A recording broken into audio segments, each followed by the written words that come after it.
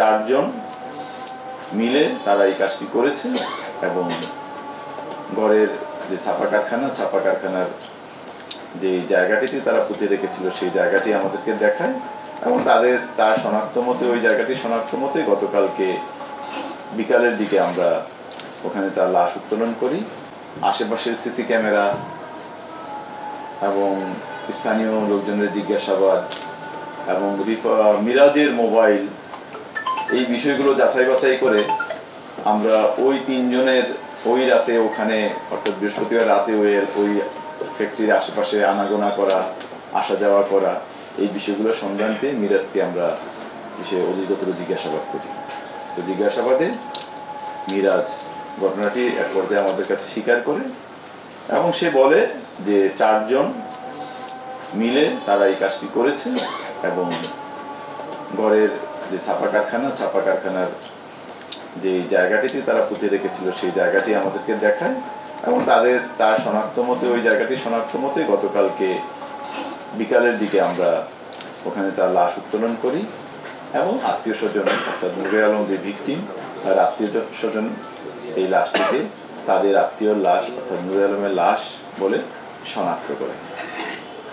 তো এই চারজন ওখান থেকে যাওয়ার সময় নুরে আলমের দুটি মোবাইল ফোন নিয়ে যায় এবং আমরা পরবর্তীতে ওই মোবাইল ফোন দুটির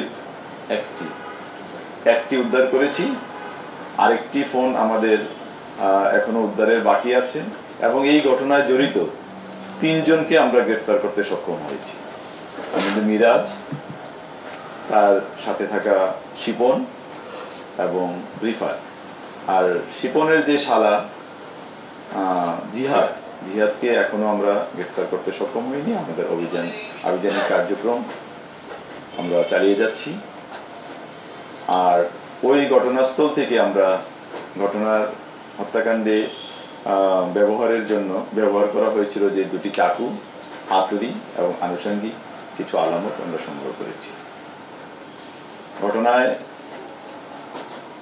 ভিকটিমের জামাতা একটি অভিযোগ দিয়েছেন এবং সেই বিষয়ে অলরেডি মামলাও আমরা রেকর্ড করেছি।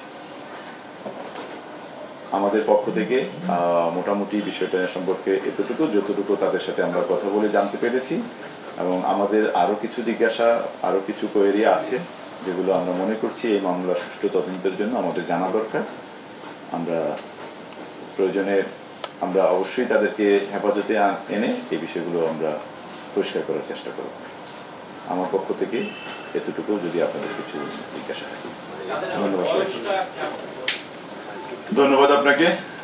এখানে বয়স দেখা যায় মিরাজ যতটুকু বলতে পারে তার বয়স 20 থেকে 21-এর মধ্যে হবে। শিপন একটু বয়স্ক, তার মধ্যে সে বলেছে তার বয়স 25। রিফাতের বয়সও এরকমই 20-এর কাছাকাছি হবে। আর শিপনের যে শ্যালক জিহাদ, তার বয়সও এরকম 19-20 হবে।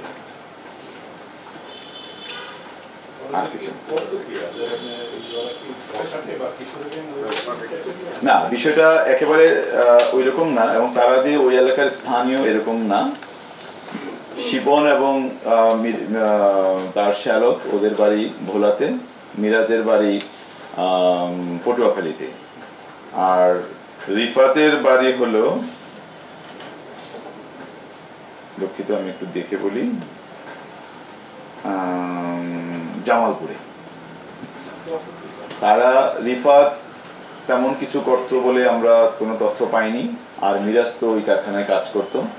আর বাকিরা কিছু কি করতে তাদের কাছে আমরা যত বক্তব্য পেয়েছি খুব বেশি স্পষ্ট না। আমরা যাচাই বাছাই করে তাদের কেউ গাড়ি চালাইতো বা গাড়ির হেল্পারি করতো, এই ধরনের কথাবার্তা বলে আর কি।